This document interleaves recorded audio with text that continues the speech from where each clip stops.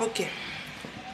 Coucou tout le monde. Bonjour, bonjour, bonjour de partout là où vous me suivez. Bonjour, bonjour.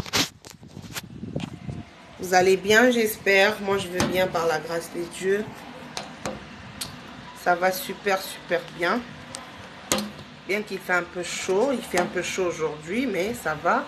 Dieu fait grâce. Donc, aujourd'hui, Tozana live avec Gédéon. Téléphone, ça l'a ngabou eponani. Voilà. Aujourd'hui, Tozana live na Gédéon. Gédéon va nous parler de ses bons et mauvais souvenirs Oyo Aputana dans mon avis. Donc le temps, inviter Langa à se connecter. Avant, inviter Langa à se connecter. Donc je tiens à saluer la présence de Nachou. Hein. Nachou, maman, Tumba Tumba. Hein. Enregistré Bisoto les Kadji. Nachou 06, je te salue ma chérie. Téléphone. On y a fait ça Nachou alors. Donc voilà, je salue la présence de tout le monde. En tout cas, comme je le dis toujours, dans la bandaka émission, et à moi pas si, kopé ça va tout beauté. En tout cas, pour tenir nga rigueur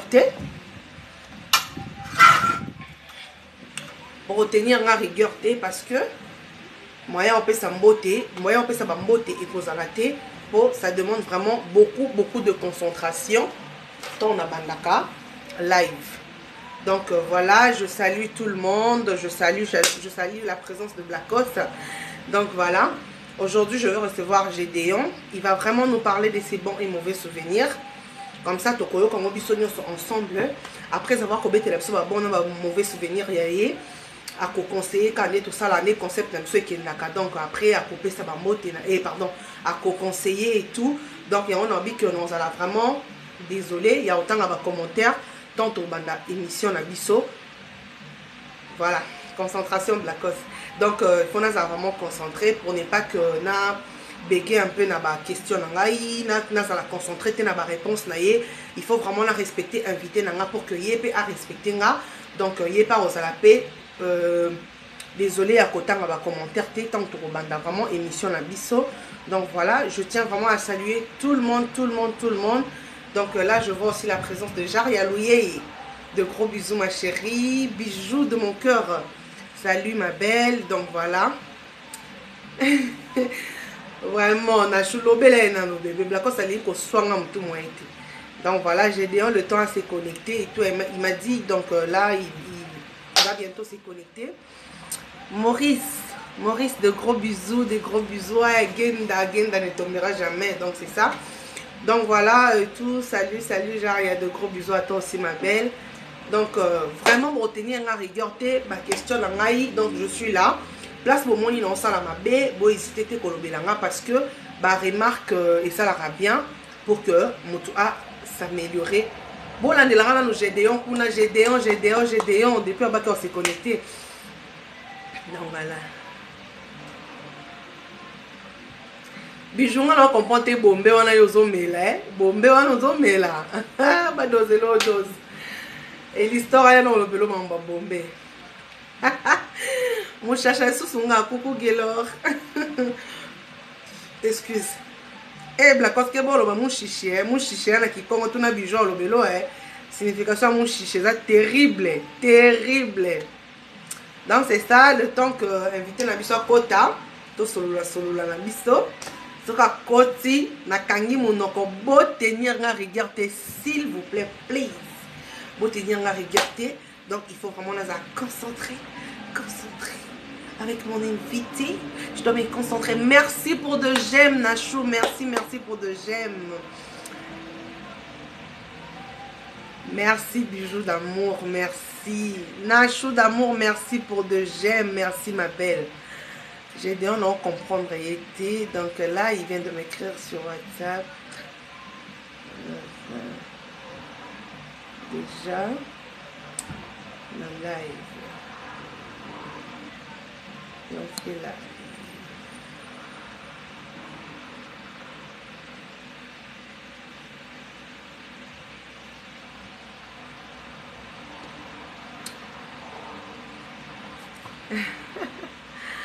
Thank you Gelor, merci Gelor. Les loulous des Blackos. Ah bon? Blackos sont comme dans loulou. Ah, c'est qui est bon, c'est qui est en cause. Odundango yo moko. Voilà, je reçois l'invitation de Gédéon, mon invité. Bonjour Gédéon. Bonjour. Au matin, moi, volume mon pied parce que Toyo connaissait, je sais pas, Boyo ka Gédéon. Voilà. Bonjour vainqueur. Bon, voilà, je vais saluer personne, je vais répondre à personne. Là, je dois maintenant me concentrer. Devant moi, je connais la personne, mais bota la yo, bota la nga, bota la panga, bah éviter, tu peux te présenter s'il te plaît la vraie combo na ba boté là. Moi, c'est Gédéon Soweto. Ok, Je suis congolais d'accord. et résident à Kinshasa. Ok. Gédéon Soweto. Gédéon Soweto, journée l'équipe bien. On est les Kitoko. Ok. Au préféré, on a bien au Gédéon, to Soweto. Non, même Gédéon, c'est mieux pour Batubaye Baka. D'accord. Donc, Gédéon Madia, Yalia Karane, Karadon, quand même une émission Zoliate. Beau tapoter, beau partager. Je suis maintenant avec mon invité. Gédéon, donc, je te reçois aujourd'hui parce que dans un concept, Nanga Esika Oyo, tu as parlé sur ma mauvais, na ba bon souvenir. Pourquoi tu as un mauvais souvenir? Parce que photo les lana au début, après tu sais la souka. Donc, Gédéon Lelo, na recevoir yo, na émission, nanga déjà, je te demande merci.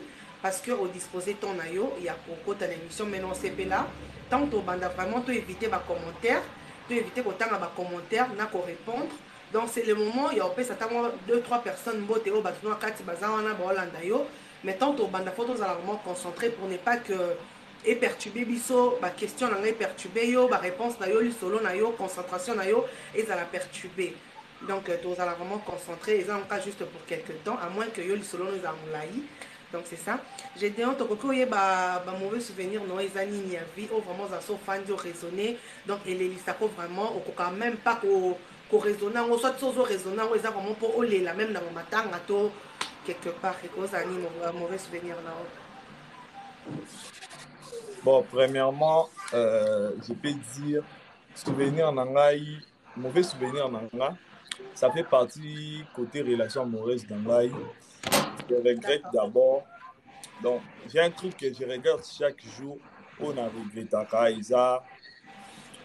Donc, de m'avoir fait tatouer le nom de mon ex. D'accord. Et donc, on a regretté Makasi Yangoana parce qu'on n'est plus ensemble. Donc, j'ai son nom. Donc, même si même si je peux modifier ce tatouage-là, mais c'est comme si la marque qui est meilleure marque. Parce que c'est moi qui avait son nom sur moi. Mais il y a Zaki Nangote. Jusqu'à D'accord. présent, je l'ai toujours. Ok. Dans mon mauvais souvenir à Gédéon, il a d'avoir tatoué le prénom de son ex. Tatouage, les a puis s'il te plaît. Ah, et ça a la liboko. Ah, ouais. Ok. Mais bon, ok. Bon, à côté, Wana, si je te donnerais un conseil, parce que moi j'avais des tatouages un peu de partout, mais la salle en Kin, bah, le bas des tatouages en Kin, donc Wana, en tout cas, franchement, ça fait mal parce que c'était une personne que tu aimais, parce que si au beta mutu nanzoto, les amuto lingi Wana, tu peux te détatouer, c'est possible, non? Oui. Oui. Pour journée, on s'est détatoué, on a des places sous passe et ça marche. On est venu à Air Mon Atika, on a au monde. Ok. Donc, mauvais souvenir à Gédéon, et soit comme un cas César d'avoir tatoué ton ex. Oui, c'est ça. Ok. Ben, c'est que j'ai des gens qui ont fait ça conseil na bateau peut-être baza peut-être bazolinga basala ngo bazolinga ba tatouer ba kombo ya ba chéri na bango o baza na bango présentement to bato pe baza na ba tatouage wana eke bakabona na ba chéri na bango to baza na bango kaka conseil nini koko pesa bango na likambo ekomela o. Bon, avec moi, je peux dire que c'est un peu difficile qu'on peut savoir mon je peux dire quoi, conseil na mutu azanda na kati wana parce que c'est plus fort. Quand tu sais que tu ressens pour la personne, ou linga peut-être manifester au comme ici na ba niveau moko boye, ou peut-être yo monango peut-être muke mais pas naie, c'est si grave. C'est Donc, obstacle olingo affronter wana parce qu'il y a d'autres personnes d'abord ya pe ba camarades likolo ya moto bazovivre na ye bamosusu même barésultat bamembre mosusu ya bafamille na bango juste mpona moto parce que moi j'ai eu à quitter de chez moi hein, à D'accord. quitter de chez moi obima jusqu'à peut-être pour la personne que bozobima na ye donc affronter makambo moko oyebaki peut-être na vie na koaffronter yango te. Ce que moi je peux dire c'est parce qu'il y a toujours des gens qui le feront même s'ils n'ont pas si conseil mais ce que moi je peux dire mieux vaut raconter tata moto bobalani na ye. Ce que moi je peux dire c'est ça. Si vous êtes en relation amicale c'est difficile. C'est difficile parce que soki lelo eboboyani eza pasi ya Ok. ezala pasi. Donc, conseil à Gédéon, eza que mutu soki otatoué partenaire na yo, ezala au moins mutu bobalani na ye que mutu bozana ye nanu copain copine. Mais pour des gens qui disent que voilà, Gédéon, va combien que non, Gédéon, on est un mauvais souvenir, il y a tatouage, j'ai tapé, vraiment, mais laissez-moi vous dire que chacun a ses mauvais souvenirs. Et un mauvais souvenir, il y a Gédéon. Donc, avant de parler sur ma mauvais, n'a bon souvenir. Donc, et un mauvais souvenir, n'a y oh, donc, à l'objet que le jour où on est possédé tatoué et aux alassous plus choquant par rapport que et on sale donc pas si ils la pas si des tatoués mais ça pas si le ngolo sous combo ya copine donc comme conseil à petit bon na histoire mais histoire wana j'aime pas trop en parler au risque biso peut-être pena que to lingi ça en parlant parce que moi linga to na sala émission na na papier pembeni pour leur beta moi boyer kolela donc biso linga bongo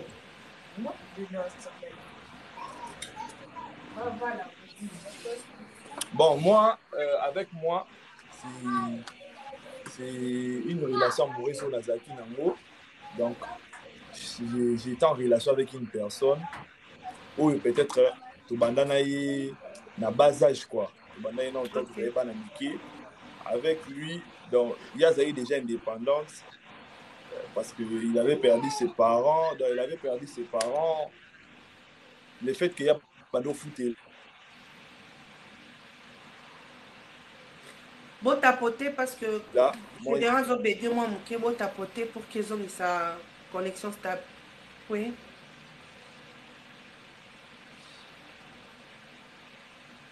Voilà, est bloqué. Donc, je crois connexion GDO, ils ont un moins problème. Ils ont bégué moi mouqué. Donc, je salue tout le monde. Je salue la Jojo. Je salue maman amicale. Je salue vraiment tout le monde. Au Kota, comme j'avais dit au début, qu'ils ont moins pas si copé ça va beauté. Parce que il faut tous se concentrer. Oui, j'ai en connexion et Kalaki, Toyoka qui bien te.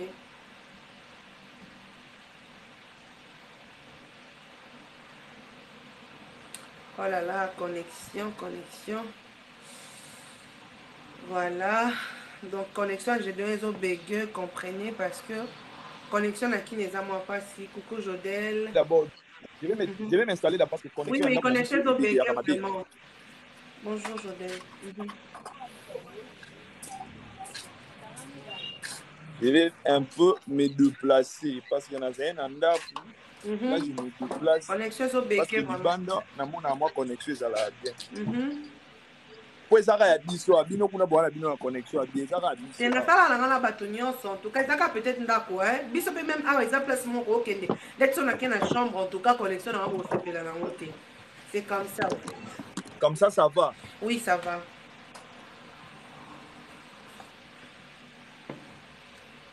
Oui, pour la bateau Bakoti, je suis en live avec Séverine. On parle de mauvais souvenirs et pas bons souvenirs. Oui. Oui, avec moi, bon, on a fait moi rapide parce que même si ça fait des années, mais bon, c'était dans une relation na la fille où on a eu le bas. Elle était un peu indépendante. On a commencé à vivre avec elle. Après, et pour ça, la queue tellement bolingo quand des bolingo eleki donc il m'a dit moi makasi quoi. Et Mati, j'ai décidé peut-être de quitter chez moi et la rejoindre. D'accord. Après, oui, quand j'ai quitté chez moi pour la rejoindre, ma famille Bantou, c'est difficile parce qu'à l'époque, j'étais encore, même si j'avais des mais j'étais encore, moi, à âge de ma vingtaine. Donc, c'était difficile, comme Balamoko, okende mbala moko. Quand j'ai débarqué chez elle, ndako bakomi koloba boye bazoluka yo. Donc c'était difficile. On a décidé de quitter et puis d'aller à Brazzaville. Téléphone nous On a quitté et puis d'aller à Brazzaville. Arrivé à Brazzaville, on a commencé à chercher la vie Kandezala parce que là-bas, c'est comme si vous avez Bobandeli. Tout à fait. Bobandeli vie, quoi. Allez, on a commencé à se taper la tête. On m'a engagé dans ONG Moboué. Le coup là, ambassadeur, il y a donc jeunesse quoi. Parce que les ONG Moboué, il y a discrimination, il y a violence. Comme vous avez fait la formation, qui parmi les 3 candidats ou qui étaient les premiers. Après, on a travaillé. Quand on a économisé les salaires qu'on était en train de payer, on a commencé à faire les business.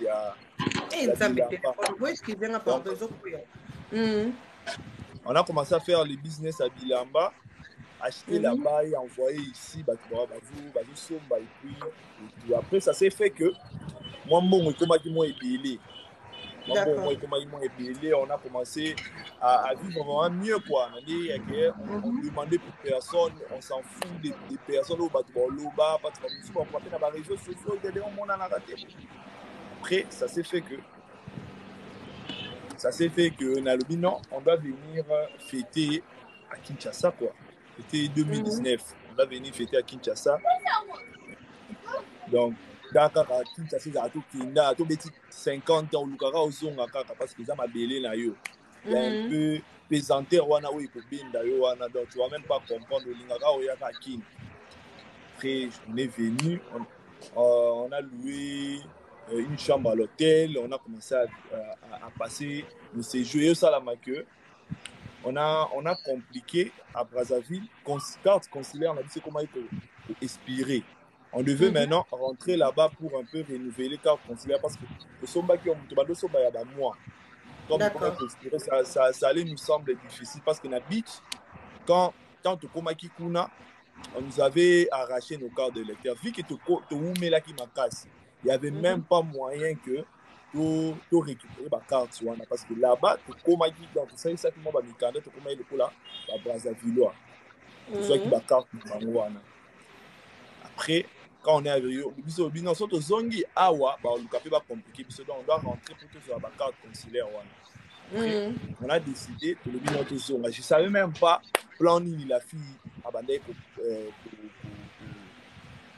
pour prévoir quoi. Je ne savais rien. Parce qu'on avait des passeports. Je ne savais rien. Donc, je peux dire que dans l'économie, on était déjà arrivé à une affaire à 7 000, 8 000 dollars comme ça. D'accord. Oui. Après, et pour ça, je lui ai dit non, parce que série et comme pour 4 ils ont 40 dollars ou 50 dollars comme ça, si je ne me trompe pas. On s'est réveillé le matin, on a dit non, tu dois me donner l'argent pour qu'on a réservé déjà ma billet dans le 3e canot.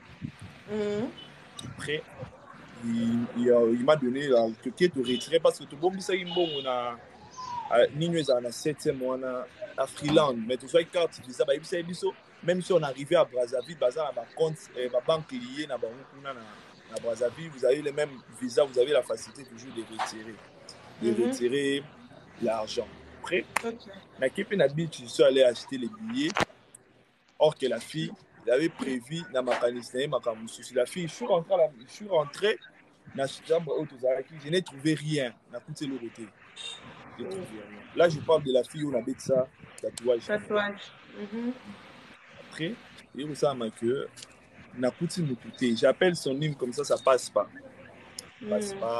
Après, je me suis commencé à me demander ce que iPhone déjà bon, par exemple, si on utilise par exemple on utilise téléphone et iPhone ni balé et que tu as iCloud moko. Et que ceux qui par exemple yo continue à iCloud na au check que oublier mon téléphone ici le téléphone a mis bloqué bah non. Oui. Maintenant, il est là, il ajoute un téléphone, il a oublié le coup là, téléphone. C'est parce que ça, là, on sur le téléphone déjà volé. Pourquoi tu m'as dit ça? Ok. J'ai essayé maintenant de réinitialiser iCloud et Simba. Là, mon téléphone est bloqué côté Hello. Je me demande maintenant, c'est quoi? Na sengi mon téléphone, na bêti numéro, j'ai commencé à l'appeler. Bengi allo. Et sonner, à Yambiki. Et moi, Yamba, tant que tu vois, on a Akati. Akangi téléphone. Après, écoute ça, Matina, pourquoi il ne répond pas? Si Baké va annuler, puis va billet, parce qu'il n'a pas le cas qu'on a été. Ça veut dire pas moi, il va acheter juste le billet. Après, un moment, la Zélie, la fille ne revenait pas.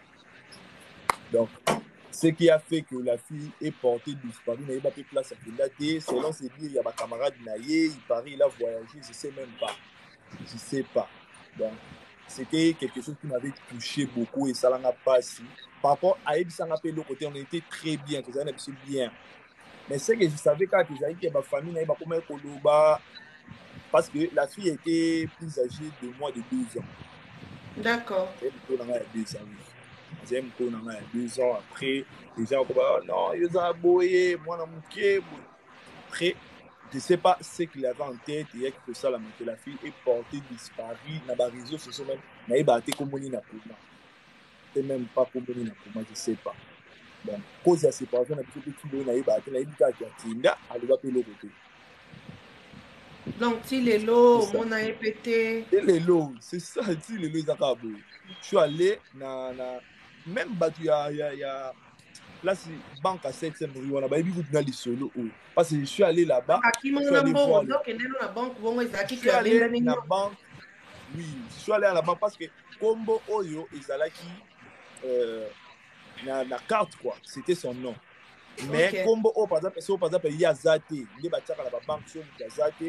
Il y a des gens pour récupérer parce que les gens ont formalité, ils ont remplir les longs à Zate. Oui. Je suis allé là-bas comme on est sur na beau sanitaire mais moi bata banque na présenté carte et passeport non na ye pour na boye pour expliquer ngai ba bisinga pesa numéro ya carte pesa numéro à compte 14 chiffres ba bisinga en compte bazo trouver qu'à $120 na kanisa bon wala $120. Oh là là là là là là. Mais ba bisinga pe que le retrait n'est pas fait le même jour parce que ceux qui ont ça la retrait il y a plus de $5,000. Bon, il faut qu'il y ait une banque na bango ko ayibisinga c'est comme si babandai ko misa parce que batali statistique ya ba retrait abi e bandai ko salama donc malembe au fur et à mesure comme ezaki mutu bo vivre na c'était difficile peut-être que difficile au banda ko vérifier bo on retire c'est comme si peut-être atika ika moi 2000 alors non 2000 auto so ka linga retira monika ke mbongo eza il y aura pas de problème bandai ko jusqu'à présent aujourd'hui na yeba tes amis selon te dire il y a des camarades qui ont voyagé. Je ne sais même pas. Mais si ça t'arrivait aujourd'hui, au retrouver au Sani. Bon, sincèrement, vraiment, na esprit. Parce que moi, au moins, selon ils ont conseil parce que j'étais devenu comme déprimé. J'ai fait 6 mois. 6 mois donc à ta réseau social, j'avais même pas de téléphone. Donc, c'était un choc total. Donc, même mes parents ne me reconnaissaient même plus. Donc, on a risqué de ne pas. Après, ça s'est fait que, quand on a se rétablir, bah, idée comme il y a l'angaï, côté là, qui s'anganga, boye, moi qui est malade. Mais les gens m'ont dit non, tika. Zambé, moi, dans ça, la justice. Après, vu que, mais selon moi, même, c'est parce que, dans la preuve, j'ai des preuves, dans la ligne, il y a paiement, il y a banque, parce que selon les tu check na banque on avait tu fongola i compte ça deux mais compte so ba komaki na carte ils avaient combo na ye combo ba komaki wana ou ba komaka likolo wana c'était son compte mais les comptes ils avaient le quoi ba fongola compte à deux donc moi aussi j'avais la possibilité même na qui na banque na retirer donc mais ba parce que j'étais na limité pas de na ba ba le ye kutu to singola ye jusqu'à aujourd'hui na lukaka la fille mais na ba TikTok aoyeba na aomona na kaka parce que Donc, ce TikTok que le cacaï, si je comprends bien, sur le cacaï, c'est pour que vous portez plainte, c'est ça? mais s'il est à l'étranger ça serait difficile les gars difficile. Mhm. Parce qu'il y a des gens Ah, ici qui demandent son nom, si c'est possible, peut-être à qu'on retrouve le oui, courage, papa. non j'étais les noms j'étais les noms Ok, j'étais les noms en tout cas. d'accord. Ok, bon, c'est vraiment ça, beaucoup de courage. En tout cas, j'ai deux aux hommes ouais. Ah, mais C'est ça pour fait cela même, mal. Mhm, donc, me mettre en couple, vraiment, c'est difficile avec moi. Ah, mhm. c'est difficile.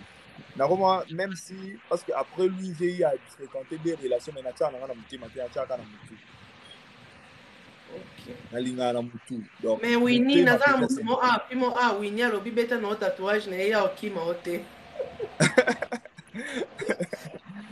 c'est difficile. Ah, Ouais, il na y a d'autres regretaka garçons qui fort. demandent l'âge. Babiso oza na âge nini.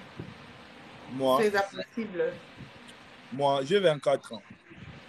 Il a 24 ans, donc c'est ça. Voilà, en tout cas, beaucoup de courage et Déon. Je sais que ça fait mal, bolingo. Donc, pas à bolingo, ça vraiment pas si, mais toyoka pe bakolo pas à bolingo, ba remplacer toujours na bolingo. Mais pourquoi au ça a basi sous chance que moi si moi pembeni na yo, au PCP chance au lieu de na mutu, au tcheka na motema parce qu'on ne sait jamais. Ah, c'est difficile, hein, na ba Congo, na biso. En tout cas, vraiment, à Kinshasa, j'ai pas confiance. Hein. Mais vous n'allez pas au Congo. Kinshasa, pour moi, Donc, c'est c'est ça. difficile. Hey. Mais parce que tu es encore Kinshasa, trop jeune, tu peux en trouver une bonne, mais il faut juste aussi prendre ton temps. Il faut zapper ton aïe parce que so total bien yo 24. Nashua bien au kabelo le qui n'a pas moi malam. Donc so total tu as 24 ans, donc bah si oh yo lui, il avait kolinga déjà peut-être 26 ans. bon. Actuellement, Azan a 26 ans. Oui. Donc ce que olinga bah si au moins si penza tolo ba génération na yo cause peut-être bah si ya ba 18, 17. Donc ouais, parce que tu as Je 24 ans, fréquente non? même Bowling, pas moi, les c'est gens de moins 20 de ans, bon. 23 ans. Je Bon. fréquente même pas les gens de moins de 23 ans. Hey. Donc, toi, tu cherches une femme, donc, toi, tu cherches une femme qui est plus âgée que toi, c'est ça? Non, même pas. Mais qui peut être soit à moins euh, écart à une année, t'es même âge. Ok. Mais c'est qu'on faut y que, âge aux autres, c'est difficile de trouver une femme mature à cet âge-là, c'est vraiment difficile. Surtout dans le Congo, Non. lobby, wana. Ici, peut-être, Napoto, ça va parce que déjà, une fille de 24 ans, à Ndakunaye, à Zolué Ndakunaye, à cause, peut-être, na moins maturité, quoi. À Kinshasa, c'est difficile, hein. C'est difficile, vraiment. Moi, en tout cas, je te dirais courage. Nzambe vraiment sungayo pour okutana moi c'est malamu et puis je sais pas moi donc koluka vraiment tout le temps bon bah c'est malamu bazana bango et puis Non, si nga vraiment siko eloko ebebisanga motema eza nini parce que omoni lelo je peux m'engager mais mm, sikoyo eloko esala peut-être kakimanga nayebaka te parce que je dois au moins savoir la cause nde yake mhm, na kima mpona parce que omona même eloko wana peut-être au répétant parce qu'il y a d'autres personnes bayebaka te tu sais quand tu tu arrêtes une relation avec une personne, tu dois au moins donner la cause. Et puis c'est que non, de tokabwani boye, mhm. et ça pour les locaux. Oui oui Pour exactement que peut-être prochaine relation na ayeba, omi bongisa, ayeba neni ya kotambola, pas blessé sur wanate. Mais moi, jusqu'à aujourd'hui, na ayeba ate nini, et ça là, cause de séparation na biso. Jusqu'à aujourd'hui, je ne sais même pas. mhm. Ben oui.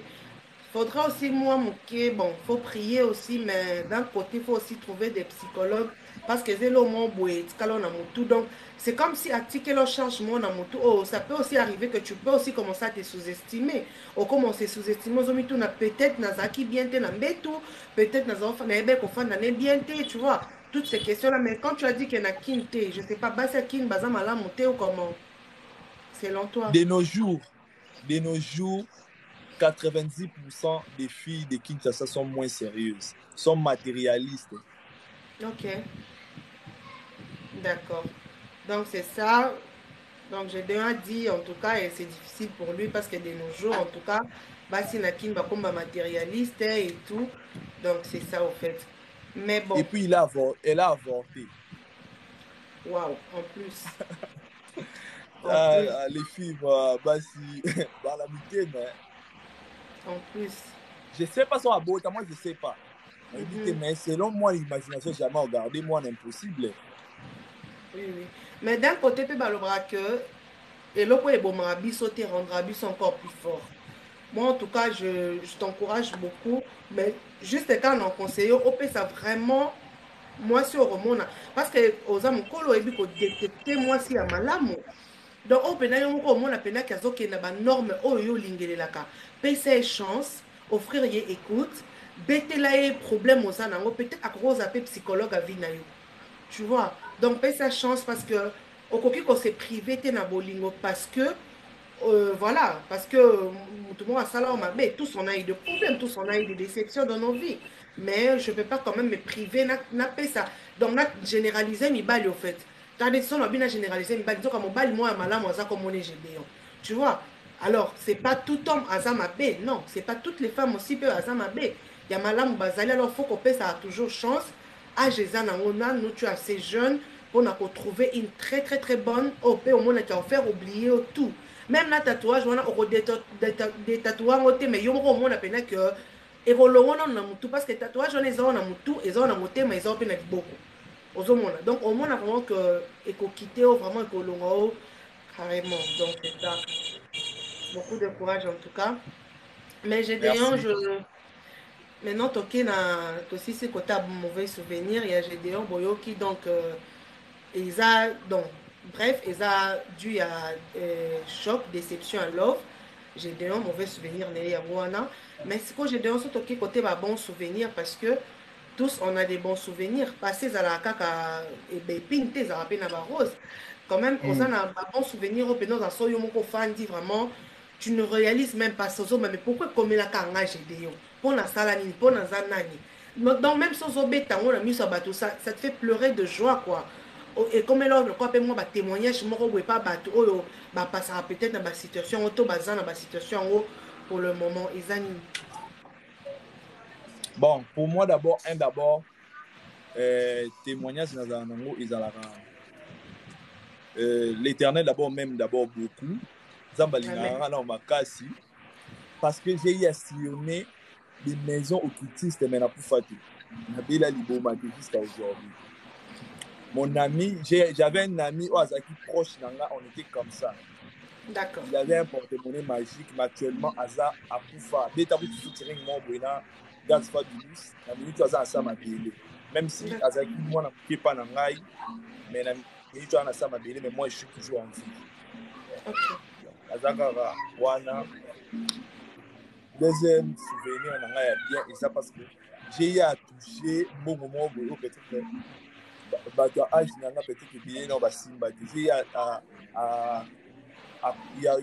kosillonner presque moi parce que j'ai eu à sillonner plus de 6 pays Afrique même si la bima d'accord nanga na Afrique te mais j'ai eu à sillonner déjà à mon jeune âge déjà déjà bien déjà j'ai eu à être chez moi donc ya kozala pas na ngai c'est gérer soi-même donc en tout d'accord cas eza basouvenir moi na tika nango bien souvenir naza nango c'est j'ai eu à faire des relations ou peut-être ceux qui peut-être j'avais dit que nasala barelation wana lelo peut-être lelo esimba te mais barelation wana soki nasala ngo na ntango ya kala ti lelo eza kaka barelation na bato d'accord moko ya bien qui m'a beaucoup aidé dans la vie.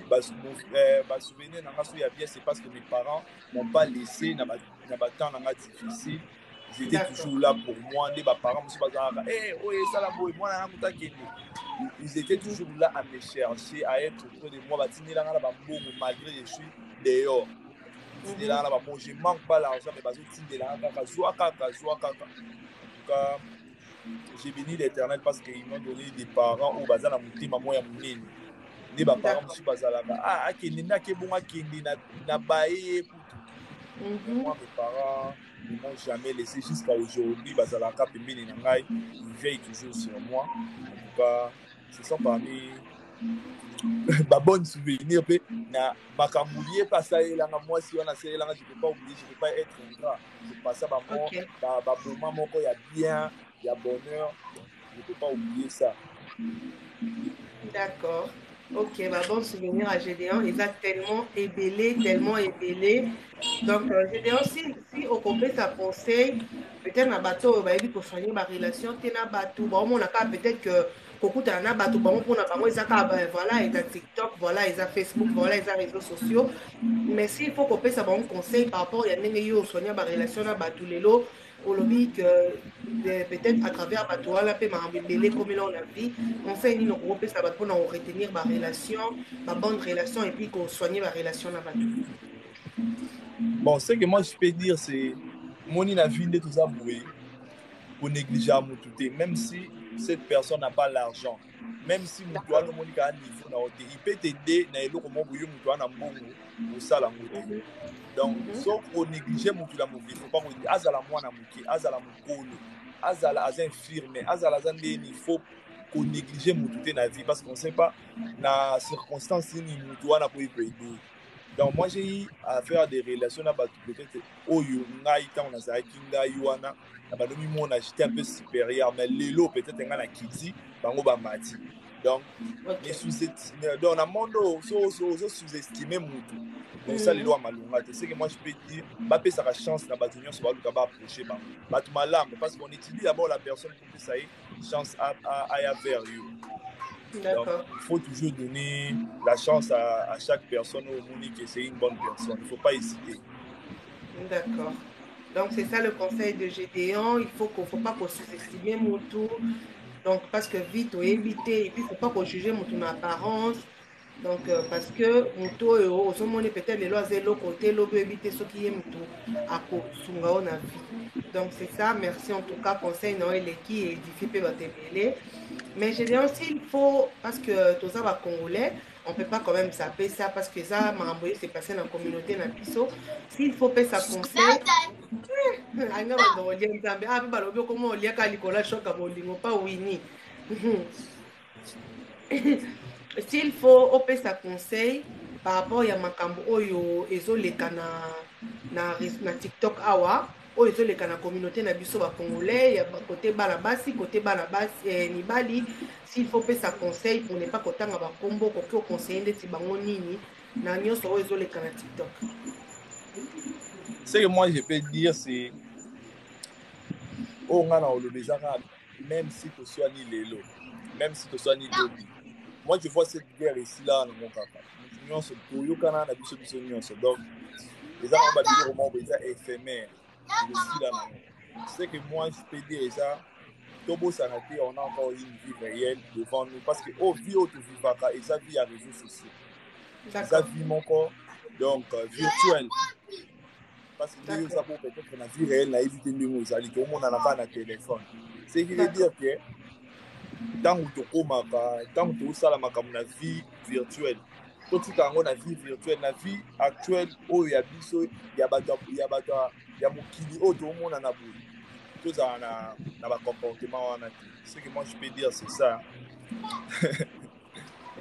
D'accord.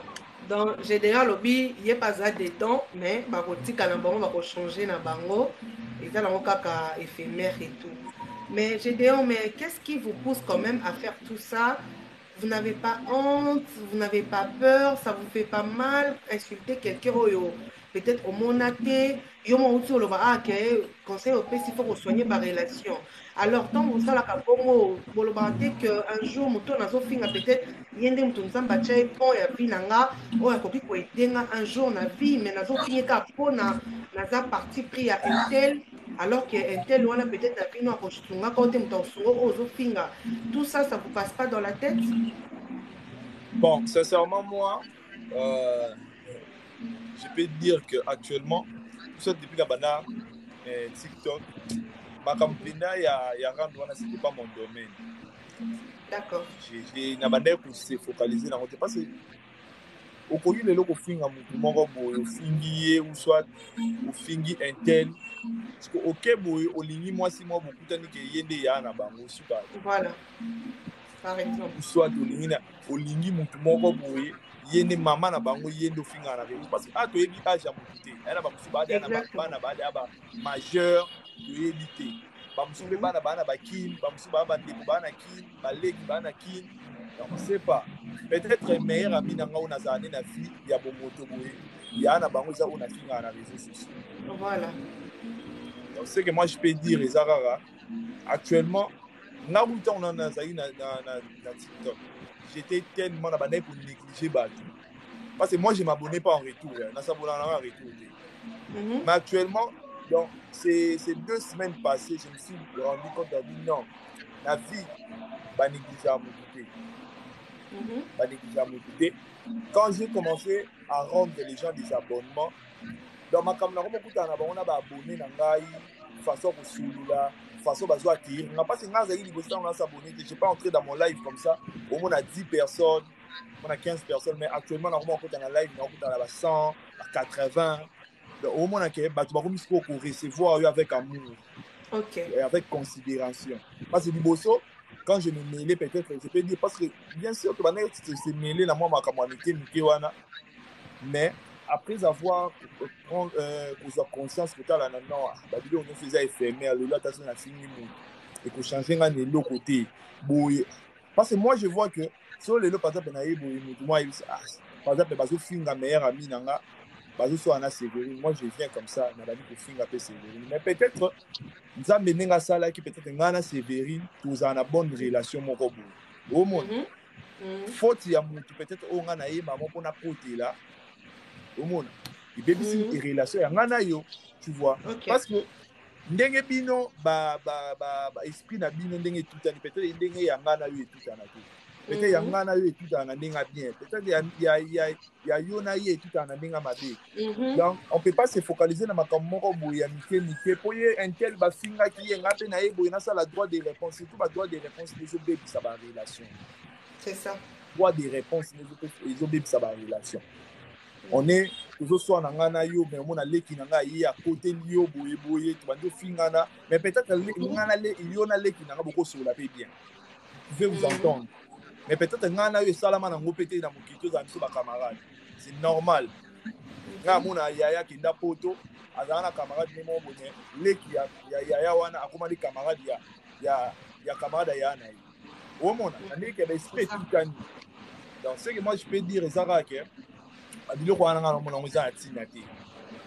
Ça atina te to boma na biso te parce que il y a plein de mes sœurs ici, il y a plein de mamans ou peut-être ceux qui te le dit pour si ka makambo wana au mona ke amour moko ebotama parce que ngalo ba ke ceux qui lelo yo na lobi na bana ofinga parce que tant que tu na bane ukota na moi makambo ya moi ba polémique wana j'étais dans les 20 cas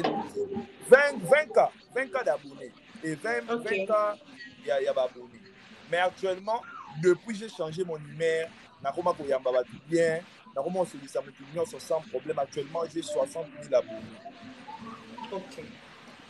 Donc au moins que façon na yo parce que toi-même quand tu fais au salle loko, soit par exemple na sala qui on a dit non, na façon na moyen na ya repos, ndé na kiti. Ndé nakoma ko beta makamunyo so kara. Na monique non en tout cas ba abonné ba matisse que ba abonné on a zali na ba ndo linga bongo so lelo so na se focaliser na makambo bo de na fingi lo na fingi so na monaki so par exemple na tika ki eke na moni ba abonné na ba kita bien c'est que ba abonné na nga ba lingaka na za la show na ba da finga au monde quand je me suis ressaisi na lui non parce que il faut pas tomber au sané on est des hommes hein parce que na ba ndokota mambo basi mais on est des hommes. Oui. Peut-être moi si pour yo finga peut-être moi si nous peut vie wana mais yo finga yo peut moi si nous vie wana mais au finga c'est ça peut-être maman bokilo no payer wana ozo finga donc ça veut dire que nous les hommes on doit être là ya kukata donc kukata kuswana nyonso on doit être au milieu des villages faut pas ya koti na a biso so yebe koti kana a non moi mbala zala balobi a ya lobi non faut la b akati mbala moko mais so biso so obi na danse na lokolo moko c'est pas bien, ce n'est pas bien en tout cas.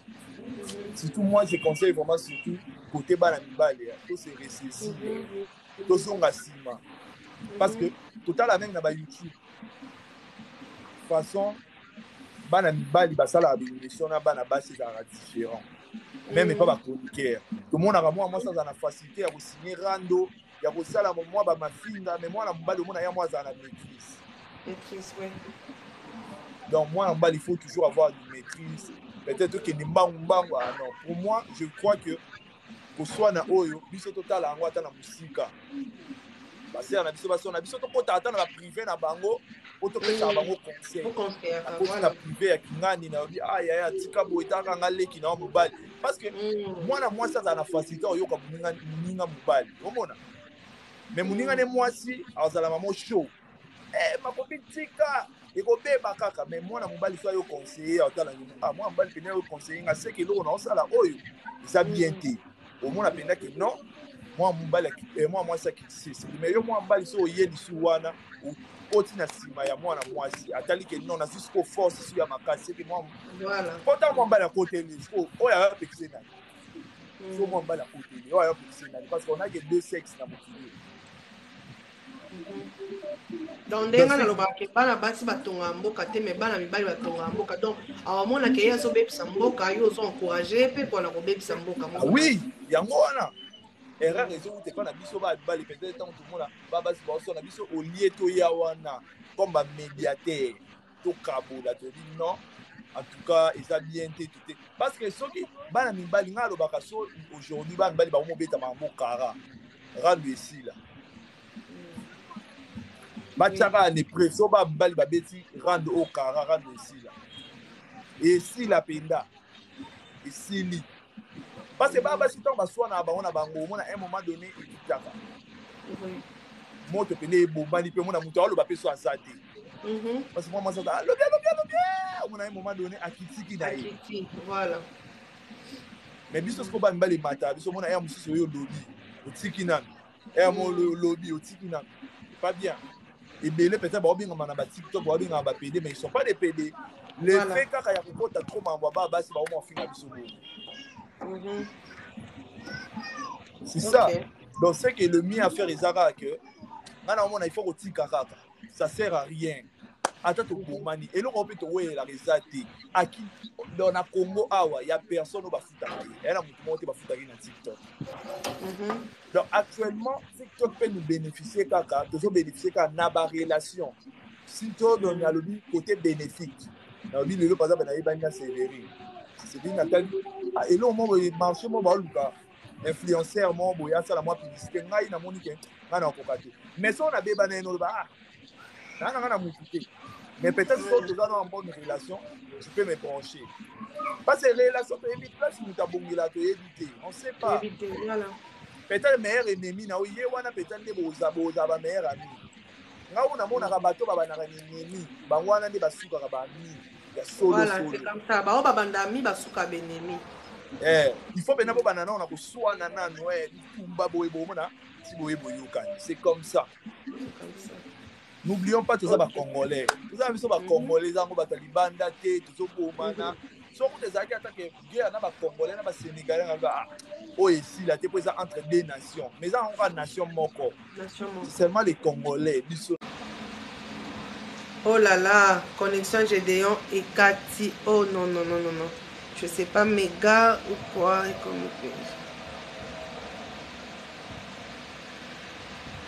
Winnie, on a un problème sérieux, hein, Winnie. Connexion Gédéon et Cathy, je sais pas pourquoi. Oh là là là là.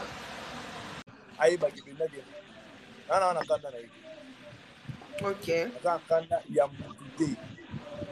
Nana rancune na mutu rancune penda donc na mutu ata mutu moko te je suis un homme na bosa na ngote je suis un homme donc moi mbala za na mambo ba rancune te rancune ça paye pas baba sini baza na mambo binemi na bango wana isa entre les femmes biso to ko bando kota na distraction wana c'est parce que quand on entre sur ça c'est comme si donc partout maintenant c'est la femme qui domine.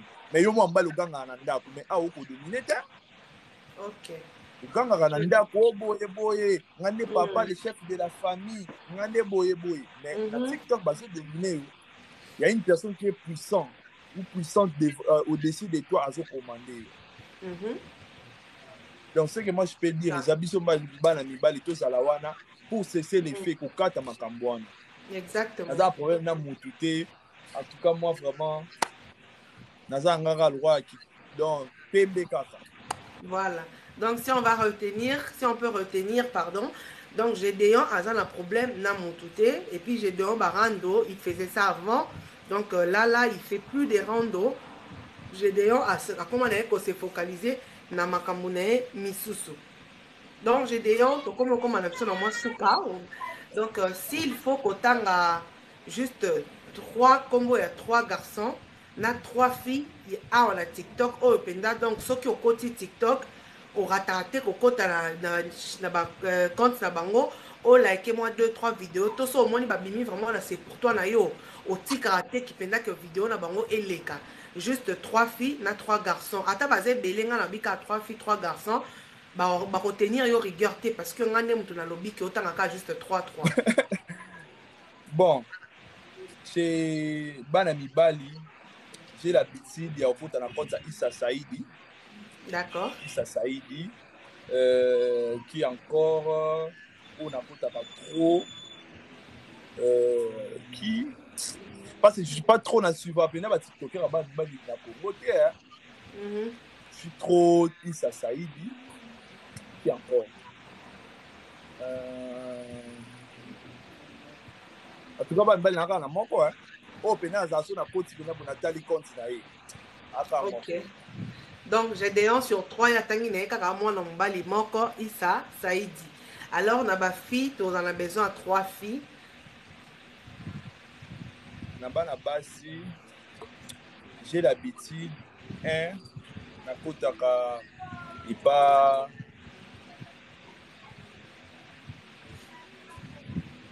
so na lamuki vidéo ya liboso natalaka et natala vidéo ya Maria.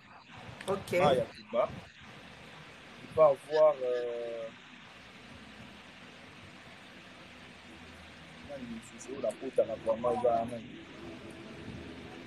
Miss Malaika. C'est pour toi, non? Donc, aux ça pour liker ou commenter. Donc, Maria, Mazara. Hey.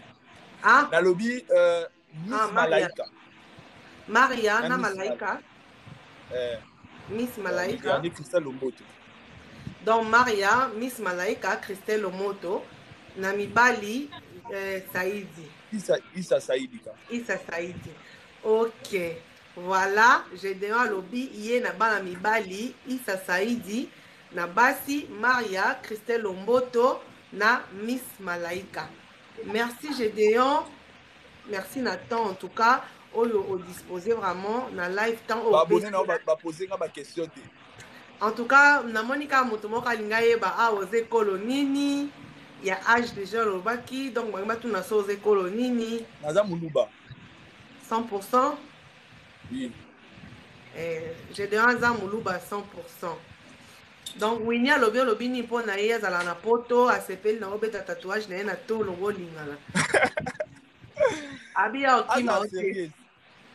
Winnie au moins a 12 à série. Winnie ne pour te pena à sabolio a le quoi ya zate. Donc, ya lobby yango comme au lié mi pour na déception ya ka ya au consoler yo. Vraiment. Ah, donc c'est ça. En tout cas, le 24 ans. Babi son dernier mot na ngai. Bayoka bato ba na TikTok bayoka dernier mot na ngai. Nga posta na ngisa ka. Bon fongola matoi maman na chou activé déjà. J'ai déjà le moment casser le balancé. Boyoka dernier mois j'ai dit. Moi je peux dire ça. Omoni bato ba sa la fierté na biso na TikTok eza na Congo, eza libanda en tout cas boyoka nyezala.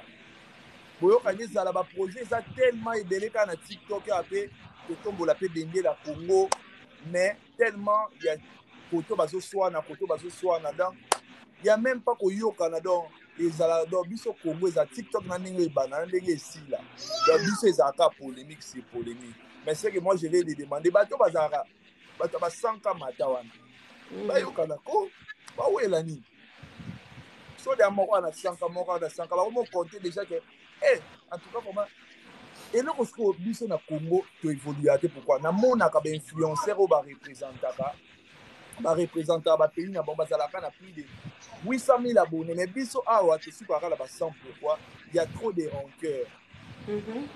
Ba 100 000 donc soka muta komi na 100 000 nda moni pena non asubika wana. Non. OK na ba millions. Namonaka comédien 19 ye wuta se focaliser na biso te mais il a 1,2 million d'abonnés. Et délai. Mais ye kutu to na so ba lui a compter kota ba ya ba TikTokers ba tchaka monte ya zate. Zate bato bakombo etanga marai bazate donc c'est que moi je peux dire ça que bata ba 100K wana boyoka bo sangana boyokana inutile boye non azenga déjà j'avais déjà dit même na bato nga na sola na bango bien j'ai conseillé d'autres hein. J'ai dit inutile rendre ngo boke nango ti wapi rendre boke nango ti wapi. Même des Maria Tumbawana, on conseille de rendre ça sous thé. Pourquoi? Rendre pourquoi? Ça on a tigné. Toyo kana tout ça ba congolais biso nyonso. Ba talent c'est belé mais ba te belé ba se focaliser kana ko finga na ko soana moyen exploiter talent wana exact. Exact. Biso ko ba opesa, so ba lui va remettre ba prix, ba opesa prix ani. Meilleur ma finga. Mais ça qui que ça va te pesi ba to pesi exemple 10 trophées na Gédéon après ça 10 personnes à TikTok oh bah c'est pelisa quand même bali na basi bananyo yo pesa bon bah on s'est comporté bien quoi bah on s'est comporté digne oh yo bah on s'est donc bah so tombe l'école mboka Congo quoi. Bon voilà. Ce que moi je peux dire c'est ce que les balobi ba pesa 10 trophées ezala ba congolais baza awa ezala ba congolais ba libanda 10 trophées wana en tout cas bato bazango bazala taka 5 5 mususu wana etula nango po ezanga nango ata ba catégorie on a 5 wana ezala banani to balobi batia par exemple meilleur humoriste kota Congo kosekisa numéro 1 c'est Issa Saïd. So balobi batia côté Batu moto ya idaka batu baye ba TikTok mandamu c'est Anna Sophie. Anna. So balobi batia côté kobeta lisolo histoire c'est Luison. Kabola lisolo na ba ndeko mususu c'est Luison. So balobi ba pesa bon so balobi ba pesa Mutalata Makasi, Christelle Lomboto, so balobi ba pesa influenceuse ou peut-être aussi la que Congo qui liboso ndé yake batu ba osala ke kombo Congo petangama ici par là. Bon ba trophée wana sur 5 wana ba ozanga ba catégorie mais ba opesa kaka 5 wana ba ozalaka parmi bato oyo bazosala ke TikTok ya Congo eza na valeur. 5 wana siko bana baona ba catégorie te ba opesa bango selo ba nombre d'abonnés selo ba monto na bango ba opesa bango siko ba trophée selo bongo mais trophée pena ndé ya ke o catégorie eza sous te ka bato na tani wana. OK, d'accord. Voilà, donc je dois dire, ça va passer 10 trophées. 5, bon, ça va vraiment qualifié, mais 5, on a un normal. Donc allez-y comprendre. Donc, les 5, on a, yo mo so eko zana ba abonné et belé, mi tchaka na 4K. Au final, ba abonné basé belé, ils sont nombreux. Na TikTok on peut pas les nier basé belé. Mais va comme oui, comme il a le lokuta, européen ça 5 on n'a pas Maria. Donc nous sommes 5 pas Maria. Non, non. Maria quand même ça va abonner belé té. Non, en fait, oui, ça que question posée mais ça que bat oyo bazo ça quand même fierté à Congo. Na TikTok oyo bi ke ba finga na kate, ba sala na mo ba rancune té, bazo marcher na bango na ba norme TikTok quoi, bazo marcher na normalement normal. Oh, penza yo mo so fan de tali pelé ah té garçon tambola bien na TikTok on s'est respecté à ça calme fio pendant on s'est respecté à ça calme par rapport il y a ba film sous par rapport à ba garçon sous dans le sens à bon question pose à Maki. Excusez. yango ndenge na répondre na tie bango kutuka 4 bakoki kutuka 4 bato nga mona ke kwata nga mo peut-être na ozala na nga pe na kati te to baluka batia bakade nga pe na ozala ata na kati te po biso nyonso tosalaka tokoti na potopoto yango kaka. Ok, c'est ça. C'est ça. Donc, mon réponse, il y a Gédéon, il est tellement franc, il est tellement clean que, donc, à Boy, il a que non, parti ou non, à 5, non. Il a bien dit que 4 on a tangué, c'est bon, les restes. Soki na lobby pe 5 wana ba kabola, na lobby 5 wana ba opesa bango selo ba nombre d'abonnés, na ba moto na bango c'est tout. Donc, c'est ça, 5 moto na de ya catégorie mais il pèse. Donc 6 cartons parce que je dois attendre 4. Donc 6 on est tikali et ça a un nombre d'abonnés et puis au final car donc quand va faire 10 na mais l'essentiel ba koka 6. Donc c'est ça. Baza bongo eza selon moto kaka. OK. Et puis ebele ba ba gagner ba bazara ba basi. Mon te que ezala passe. C'est ça. Donc voilà, en tout cas, je dis merci beaucoup Nathan vraiment au disposé pendant les émissions Nanga. Je tiens vraiment à te remercier énormément et ça me va droit au cœur parce que tu avais vraiment sur ça la main au disposé quand même ton ayo pour que tous ou moi tant moi quelques temps tout ça oyo ensemble pour répondre à ma question comme il faut au pays ma conseil. Donc, au hasard, mato ya koyoka au bazar motema kondima le baba catholique à kondima. Donc, merci vraiment, merci beaucoup. Na remercie émission ici Nango. Je tiens vraiment à te remercier quoi. Merci beaucoup. Batuninga mais soki totali na ba abonné, fali ba ikoko nem dolika. Non, ba fali ba ikoko batuki ba dikena ba abonné baza. Donc, bino moko classé kaka selo ba ko classer. Donc c'est ça. Batu bana ba abonné belé bazé na Congo kaka. Il y a un garçon qui va te Kara César. Asa abelaka moi maladie ya Bobo. Oui.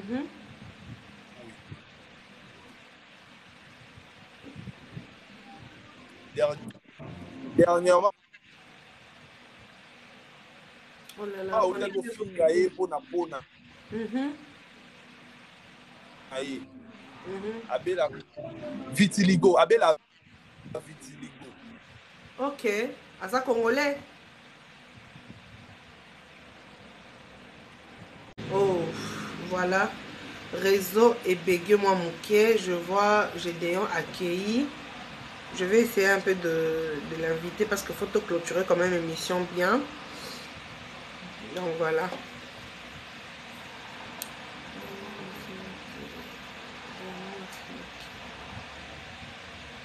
Ah oui, Aza Congolais Bafinga qui je ne le connais pas en tout cas. Je vais essayer de le chercher. Donc voilà. Je pense que j'ai des méga ici parce que là, on a fait les invitations, mais je vois que Aza. Voilà. Et Kataki. Ouais, raison de les obéguer. Aza Congolais, Aza Congolais, dernièrement, Bafinga qui est. Oui, Aza Congolais. César Abela Vitiligo. A commencé César Menga na compte naïe. Aza na poto. De Kisangani, si je ne me trompe pas. Merci. Il a plus de 700 000 abonnés. Ici, il faut qu'on t'a oluka Winnie Mbwana. Parce que niveau y est pendant des pendant tazo luka yo makasi, il faut qu'on solo en privé. Oh. Il faut ça les retours. Winnie Mbwana. Ya solo. Est-ce que s'abonner pas nanga? Ah bien s'abonner c'est la retour. Winnie Mbwana. Winnie comment pas j'ai de mon na yo parce que y a des future femme na yo, future femme. Au niveau pas à sabolio à la live. Il y a le bio pour mettre. Dans ce que je peux dire, bah y a un abisso, bah sœur un abisso, surtout bah sœur. Au doser quoi? Bah sœur n'en a pas dosé. Bon, Gédéon, c'est pas abisso que Gédéon reproché si au hasard les bossons non Sévérine montre Sébastien au reproché dans la ligne. C'est que moi je peux te dire, ce qu'on ça l'émission, ce qui live moi que ça émission t'es coco tati. De père qui est bah tu me suis pas il n'a peut-être pour côté live moi pour bénéficier moyen moi na exact. C'est comme n'a passé des messages na sœur nanga Erika si je ne me trompe pas. Erika parce que Aza abonné nanga pe Aza abonné na. C'est que moi je peux dire bato bazosala surtout côté ya journalisme soki direct moko boye concerné émission te bakotana na bango te parce que journaliste aza censé kozala motu moko aza na katikati. Ok. Tu n'as pas de parti pris. So comme na parti pris peut-être yo parti pris oza nango wana eza peut-être parti na nga te. Donc so oyambi nga na émission oluka peut-être kaka omisanga mabe ou soit na oya te. C'est ça, journaliste surtout. Donc il faut penser pour éviter ba direct aux censé émission te. Peut-être direct na abonné na yo. Je vais comprendre. Mais si on commis peut-être ba sangi si boye, il y a biswana même biswana yo ko maîtriser. On te passe temps on maîtriser moko amonaka loko côté li kingani. Moko amona côté li kingani. Donc le mieux à faire journaliste c'est bino bozaka mpanzi. Bino ne boya ko pesa ba info na yo ka ki boye. Mozalaki na hotel parce que journaliste alobara na yo ka ki. Parce que le journaliste ne peut pas confirmer. Quand tu confirmes, comme le roi comme côté la Moutouana, c'est que moi je peux dire, si tu bino, tu es journaliste, mais moi pour tout ça, et comme non, moi je dis moi. Ce qu'on moi je peux dire, le roi est aux Kani. Oui? Aux Kani. D'accord? Non, la partie qui est dans TikTok. Non. Donc c'est que moi je peux dire, reste toi-même. C'est que là, bongo. Non, là, ça en a compte en tout cas. Pour améliorer du soir, moi, je sais comment sous ma casse, peut ça va toute chance. Même bateau bazar moi abonné à mon Québec, ça va zapper dans ma bien au Loba. Oui, moi en tout cas, je reçois tout le monde. J'avais même lancé qui même vidéo mon j'ai aidé des personnes qui avaient moins de 1000 abonnés.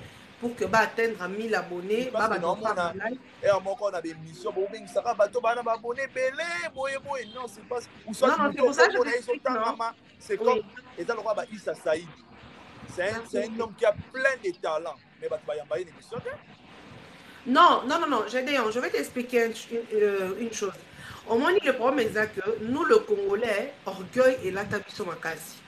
Tu vois, par exemple, Saïd que tu parles, je l'apprécie beaucoup.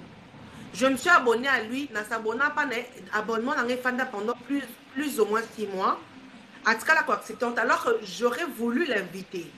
Tu vois, il bien que TikTok, avant on sait la moto message à recevoir en haut, il faut poser à l'abonner, binomi balé.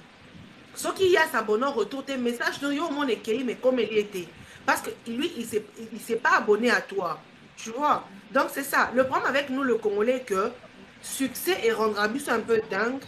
Et puis, on ne se rend pas compte que Moutou peut-être son nom a contacté, peut-être à son nom le Makamawalonga, peut-être à son nom a épargné la Likamoko, tu vois. Yo, que peut-être, à Olinga Kayana, ça la bonne. Donc, mais on dit que journaliste, c'est une personne, soit Linga Mamoutou. C'est force Gaya Mamoutou, tu peux contacter sur Instagram, peut-être à éviter le Ronino, mais je te dis non, moi je t'ai contacté toi, tu as aussi beaucoup d'abonnés. Ozaki répondant à un message un peu en retard, mais j'ai patienté quand même. Mais après, quand on a eu mon talaka na lelo, alors que mon talibosso c'est qui Big Zaga, tu vois. Mais au lieu de répondre en retard, directement la commune prend mon WhatsApp, écris-moi sur WhatsApp parce qu'elle a vu qu'elle fait TikTok, bah qui parle vraiment mingité, tu vois. Alors c'est pour ça que c'est qui te passe ça la contact qui a WhatsApp. Donc c'est ça. Au fait, exactement, tout ça, on a besoin pour l'inviter, mais la personne elle est tellement occupée. Donc, à ça, en ce temps, peut-être abonné, à mon avis que tu t'es abonné à lui. Tu vois? Mais la plupart du temps, non, moi je parle de toi.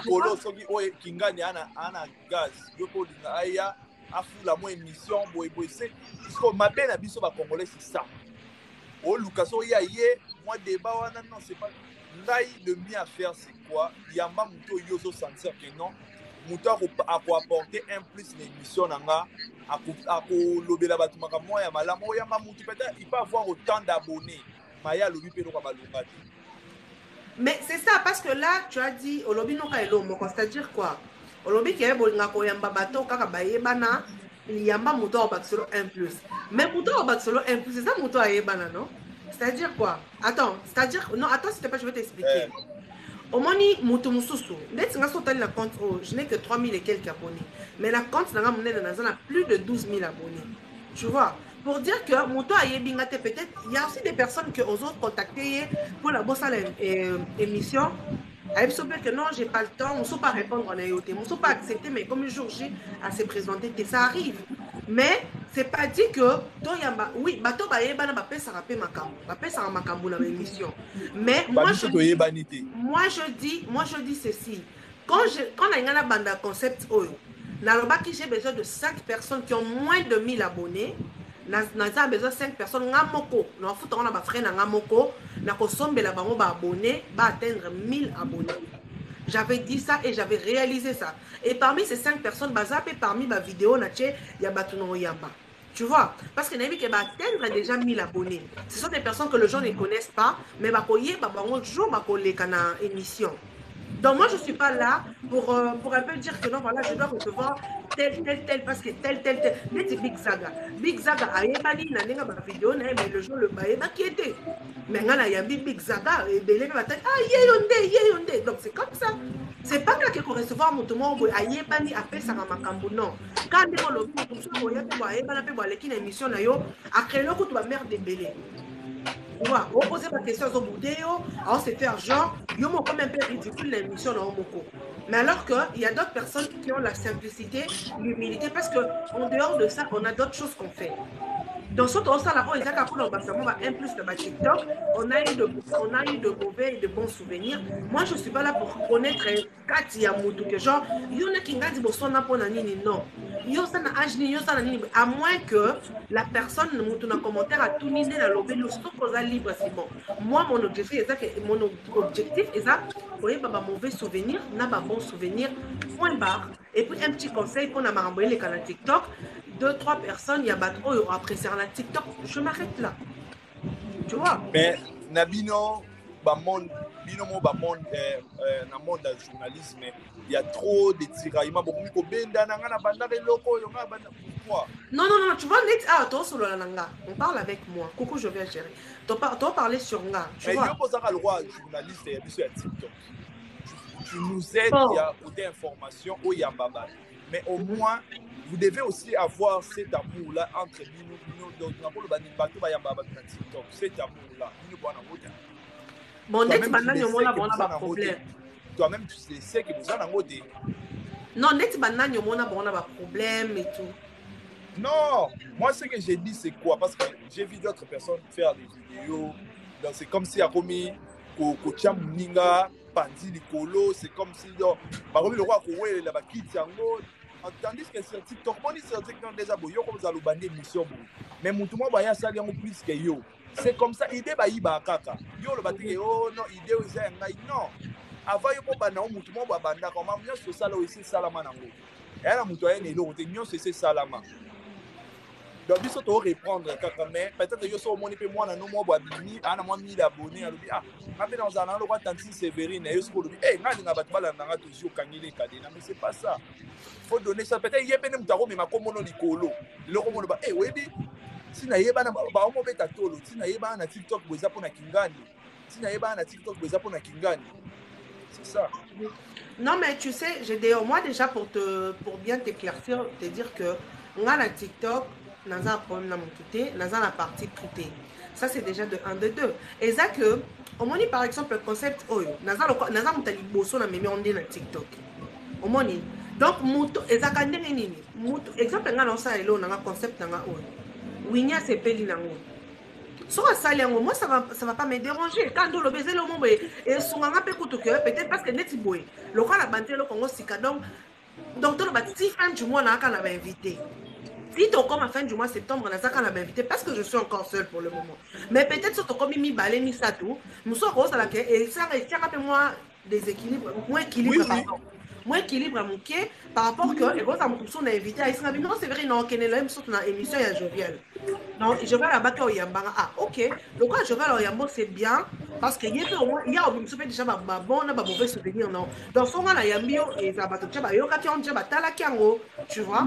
Dans ce sens là, si koyo et là que s'est passé ces années, ça que mutu abonné nanga tunyo question. Abonné nanga tunyo. Zela pardonner si ça ka retourne non zela pardonner si ça ka o. Et ça c'est qu'on est mutu yo à Yambi donc à lundi concept ya muninga ndiye yemta comme ça muninga ennemi. Parce que ayebi ils sont très tricheurs. Yom tu vas tricher Gédéon. Oyebi non yo tu vas tricher. d'un côté koloba ke a tricher ka zo na mais makasi na ende ka ti au mona réponse nga na komi mais moto azo tricher a comme ça le quoi moi ennemi na moko boy parce que ayebi mo ke azo tricher tu vois bon pour tricher c'est trop dur et autres yo ko ici bon place ko ici éviter mais moto a le côté que mbongo na le côté c'est GDO donc une fois mon na nzela a lokangelo fatka ye moko sans que écoute yo yeba na le pourquoi tu vois donc voilà question à tous les amis atuninga bango basalaka regroupement ya bato ya bandu na TikTok abima na buzoba wana baza bakongolais o mpangi kipangi wana nde ezoluka barangi.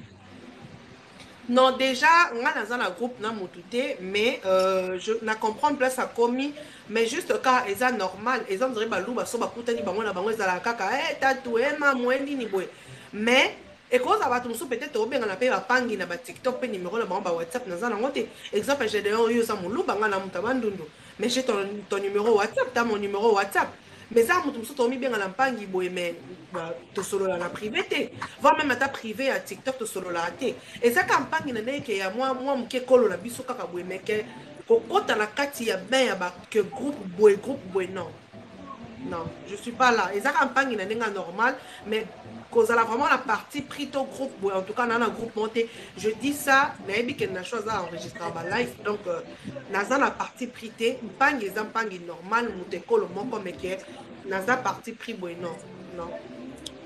Ce qu'il faut faire, c'est ça. En tout cas, bino, batubo ya ba star à TikTok, vous allez venir, pebo pe ça rappelle balé qui n'a bino boya na sima chance. C'est comme si vidéo mon amona qui ma sœur Eric Kasalaki. Pour moi, j'avais vu, il fallait pas goûter ça à Nayam. C'était inutile, il fallait continuer la conception. Mais pour y avoir débat, la banda qui c'est pas, ça sert à rien. Ça sert à rien. Na TikTok, ils ont remonté au Kosa, les critiques à la Yayomoko. Jamais impossible. Je vais te dire une chose, hein, pardon papa, je vais te dire une chose. Dans la live, mon live, na sona monyango, na ko enregistrer live wana, na kotine de la ngoyo na privé. Na loba na live wana na voix makasi. Bientôt là, na commence à la live na ndo yamba batu. Na ndo poser ba question en live.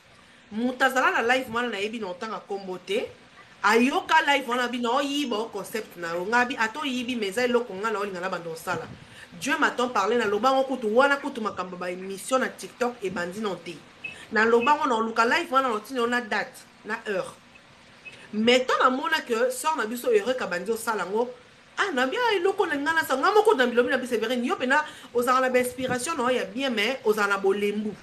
Omoni ya omoni ton yelenga concept oyo to na ba bon na ba mauvais souvenir na hésita quitter na banda qui on a lancé directement parce que nazara na ba idée mais nazara na bolembu c'est pas trop bolembu mais donc temps ils allaient en mingité tu vois mettons la moni Ereka banda on a moni c'est bien mettons la moni que batum so bantu kolanda Ereka moi j'avais moi la mona qui on m'a bêté na mona qui on m'a bêté mais il y a d'autres personnes balanda ka mutu pena pas provoquer yo donc on a le lo ça la pena na ko à provoquer yo là c'est pas bien moi je te dis nga la recevoir chez Deyo so la moni na chopa comment ça le moi bon to wini to mutu moi comment ça là moi ça va pas me déranger et ko équilibrer nga kutu diko yebi so sonne tinga déjà na tonyo ba bona ba mauvais souvenir na yo et pour les qui na émission so lobi ngo be ba bota à date yo kala bisongo ba vu et ça les belé tende ça na nani na nga lelo tu vois donc c'est dans ce sens là au fait mais on vient faut boyer bazara original original la photocopie en dernier moment parce que c'est que Eric mais faut tourner avant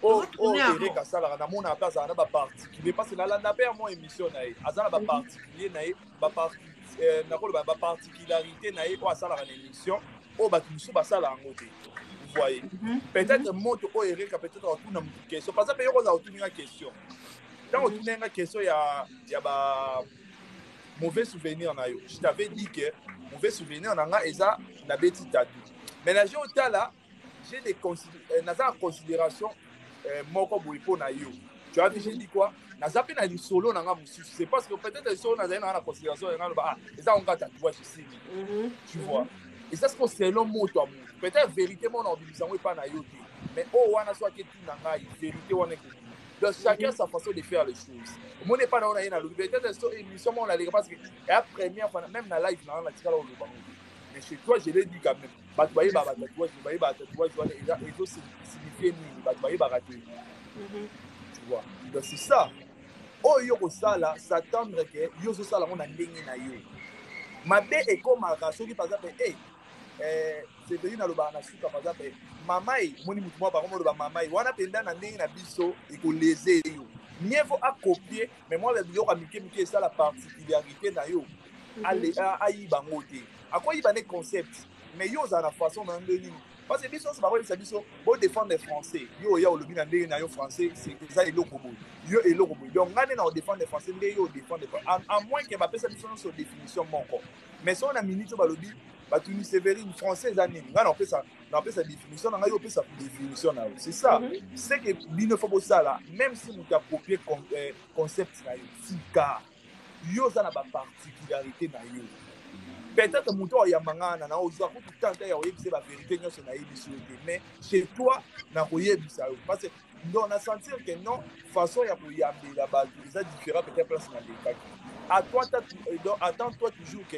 eloko nyonso osala bakokopie kaka eza monde na biso baafricain on est comme ça chinois kuta azoki kopie eloko américain bakopie iphone mais iphone original ezali kaka donc c'est ça nga mpo na ngai botika bango bopesa bango chance ma sœur Ereka place oza oyoka ngai en tout cas tant na mona video ya nzabe bia asali na erreur kwani asali yango atape na ye akote fallait pas sala yango faa tika na ye bato mosusu basala tia nga mpe napesi yo conseil yo pesi omoni ata moto azwi concept na tika laisse koloba no kutu te ezala tike o boitele non. Moi, je te dis à cœur ouvert que ça ne va pas me déranger du tout. Tu sais, moi, j'étais choquée une fois, non, vite fait par rapport au Kotisi Kombo et à Ereka. Moi, en tout cas, je ne savais pas. Il y a une personne m'a suivi, elle na privé. Elle m'a dit, ah, c'est vrai, nous, on a fait un compte aussi, qu'elle a 1000 et quelques abonnés. Elle m'a dit, Séverine, na commis na commentaire, il y a une vidéo, il y a Ereka, que Ayamba Yopé, parce que tu as besoin de toi parce que on a les cas émission monter na TikTok to senga na sengi na komeli na se ayamba yo mais a komelinga que a komelinga oui na compte na ye Nathalie na compte na wasika na compte Nathalie na mona saka na 1000 abonnés pour le moment na yamba ba 1000 ba moins de 5000 abonnés ou 10 000 abonnés dans le mois. Alors la personne qui a contacté parce que la personne elle était choquée. Elle était choquée. D'ailleurs, quand elle a dit que non, parce que tu sais, elle a ma capture. Est-ce qu'elle a pris un comme elle a dit non, on les a continué à Tika. Continué à mon aîné, et ça, mon sous elle a plus de 12 cas. C'est par là qu'elle a dit ok, non, le jour n'a pas. Tu vois, ça c'est déjà pas bien. Ça c'est déjà pas bien parce que aux banaliser, on compte à mon pied. Aux privilégiés, on va contaminer. Alors que on va contaminer, on va occuper pour boire qui ça y est. Au jour au lendemain, accepter rendez-vous, accepter invitation, pardon, et comme le jour J, à bon il est épais. À bon il n'est pas le but que non, voilà, on a tenté à signaler peut-être à la veille. Alors, on m'a troublé, on commence à journal lobby, fait un ngata mutum susu, fait un yambalangata kingandi, fait un yambala kingandi, tu vois. C'est par rapport à ça, au fait. Moi, en tout cas, ça m'avait fait mal, mais après, bon, voilà, on a kiffé, parce que Mutunda Landa qui est pas ébisaillé, et puis il y a répondre que Nazaki n'a moins de s'occuper combien de cas d'abonnés, tu vois. Donc, moi, c'est ça, il y a un denga na EBCBino, je vous ai dit que Makamwana et Saka Bongo. Moi, c'est comme ma sœur Ereka. Yemora s'abonna à la compte d'engagé, j'ai vu que non, alors ça là, et le roman Boisaki Toko, je me suis abonné en retour. Je me suis dit, non, concept, ça là, c'est bien, Batba Lobaka, et puis, nana olinga ke ba émission pour banda kusala et ça là en sorte que moto ceux qui place moko boy moto so pela et qui sera moto mais il y a d'autres émissions pour ça là où ils sont matza moto la place qui ça c'est que moi je fais mon ndé yo lobi pas cœur ouvert mutu mo wejo musu pas aya oya bien ba cœur ouvert lobi ba mauvais souvenir na ya TikTok comme moi ndé naza bonanga ba mauvais souvenir rebelle à TikTok ba tout ba ça là je data la ngoka ka boyina je me suis dit non ba souvenir pas ya bien na TikTok et ça. Ceux qui viennent comme ça l'émission parce que Dolinga peut apporter quelque chose dans TikTok. Ils ont apporté dans ma vie à battre, mais dans TikTok comme moi parce que on est des Congolais. On a ça hypocrisie. Ma mignon c'est le cas dans TikTok na yebi ke kingani ba yo kana tina kingani. Je peux pas faire l'hypocrisie. Na lo ba ke oh non, na mamba ya Congo na betango kara. Non, on est tous des Congolais. mambo obetaka eza te oyebi tokingani wana ngai nde nazala bonde na mona bato mosusu na l'émission là j'ai dit ça qui est ouvert nde bato mosusu bazoniye bato oyo nayebi ye te. Moi sur TikTok, si tu as déjà plus de 10K, sache-le bien que non, même si ça, et là où tu as 10K, tu sais, on s'en a combo. Oui, bah, na vidéo ne les canaux pour toi, na oyiba. Si j'ai, si on a yebi, on a le na yebi, na na mutu non yete, nié pourquoi? Na on yete, le ba mutaya tuninga seberi na zane na oyiba na yebi. Muta, donc mutinyo songa so tuninga, parce que il faut pas apporter à moi un plus. Na makambo de kana TikTok bolobi nonga pe na émission na ngabu na manusala ke na 2% na ngawo ikitsaka mwa moto mo pe bo na mutu bwaka mwa mutu kingani na sola na bien maintenant na poso bwaki la ngai mwa libanga mo itanga bwaki mwa libanga ça nini elese mwa moto ikiti. C'est ça, on est la famille. Ata to soa ni lelo to za libota moko biso nso ba congolais to bota na papa moko na mama moko biso nyonso oza muluba oza la mukongo oza biso to za ba congolais. Et c'est le quoi ba Camerounais na ba Congolais ba bunda non. Raison pour laquelle na suka na lobaki bien na bi un mot pour na mambo so le kana communauté na biso on a TikTok to ko zapper ngote tu vois. Donc le fait déjà ya ko penser na ozo le kana TikTok et ça da ko la seketo zapper na ba Congolais solo donc tozo telemisa bendele ya mboka la biso. Au PC ba conseil et tout tu vois. Donc c'est ça ma belle ngaise à la so peut-être na baki que OK j'ai déjà émission ici na ngo et tout mais j'ai quand même pensé à ce qui se passe sur TikTok auto ko zapper ngote. En tout cas on peut pas zapper ça tu vois. Donc c'est ça en fait. Parce que bah sur l'émission bah ça là comme ça yebi makambo de kana commenter moi je connais tout et ça la mambara 2 années je connais na ça TikTok j'ai fait presque la moitié de ma journée na TikTok. Natala ba vidéo si je pars pas à l'université je suis là sur TikTok parce que na Facebook WhatsApp na kota mutura je suis que sur Facebook et sur TikTok. Dans ma munion c'est les gars na TikTok ba finga ki kingani na yebi na ngai mais exactement que so yena émission ça ngama mwana ki pamote non on est tous des Congolais yo qui font des mutu biso ko yebi yango oyebi ke na minute kingani bazabu na boui non. Moi, je peux nier personne. Je retourne au Kingani. Oui, na yebi soki peut-être sur la non, on n'a pas eu tout ça quand il y a de solo là qui peut nater na TikTok, yebani peut-être traité. Parce que là ba tout ba ba abonné pe belé o ba ngana s'abonner pas na ba on te ba on peut s'abonner pas na ngate. C'est ça. Ngai na mutu monte na TikTok ba tuninga ke o j'ai do yebi mutu ngai na lo ba ke o non na yebi été aussi longtemps na yebi. Soko yebi été o lo ba ke na yebi été. Mais ce qui n'a jamais n'a pas nié. Jamais, impossible.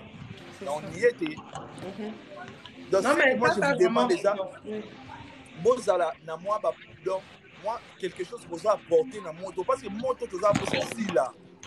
Moto, oyo, on a apporté ici. Makambu, oyo, ici, là. Bolingo, Ekola. Donc, Makambu, ici, on est tous, aux en Canada, aux en France, aux en Belgique, aux en Afrique, aux en Amérique, on est tous des Congolais. Exactement. Il ne faut pas oublier ça. Tous la famille awa. Les qui ne pas que nous bal la famille, ils sont finis na yo ya na bango. Donc on est mon idée tous à la boue. Okoza mutaba mon papa était ndeko na nga moko mo ya mutamuluba. Donc bazana familiarité na mutaba. C'est ça le autre comment balana. Tribalisme les arasuté. Et le mutaba non bala muluba mutamuluba bala mutaba non. Bobo. C'est que moi je veux et ça émission na bino apporter rappeler quelque chose na barando ngala ntanga pena na barando et kitaka et non et mataka peut-être il y a point de vue na yo pona émission to sali lelo so ko reprocher na nini en fait. Oui, c'est que moi je peux dire émission ça est vraiment tellement bien parce que oui début sopé et moko to partage à peine na ba moment passé na biso na ebike il roboye il faut obomisa moi nini moi je peux dire quoi changement moko ezala par rapport ya ceux qui mutabeti li solo mo na passé au pesi temps na ba abonné na yo ba pesi moi ba idée na bango par rapport ya que ngana moni à l'avenir na place eloko ekomela yo te salaka moi ba moni ba idée wana et sala ke mukaso suma mayele plus même si yo journaliste kopesa na yo sur mayele non ngana moni sala mais parce que ba abonné mo baza sage pe bazalaka wa ba te bele ba sage si banda comme na bandolo bango parmi makam ndolo ba comme conseil za o banda koma et tout oui et bele ba koma makam moko ya bien kana commentaire au papa ba si ba kota na bona ba live te ba éviter répéter ba problème mais kana ba commentaire wana koma makam ya bien donc moi makambo wana abonné na nga lobi bakisa boye na vie na yo sala boye na vie na yo donc eyepesa susu émission elengi moto amonake asonake kodépose mwa bapasse na nga mwa baproblème na nga moko boye namonake mwa basolution kopesa donc moto apesi so babon souvenir en tout cas c'est bien apesi bato so afortifie bato mpe bato bapersévérer babon souvenir wana mpe koyela bango esalami na bango en tout cas l'émission est très bien passée baquestion nango ezalaki très très bien. Merci beaucoup en tout cas, merci vraiment Gédéon. Tout ce que lobby vraiment message est passé, message vraiment est l'équipe.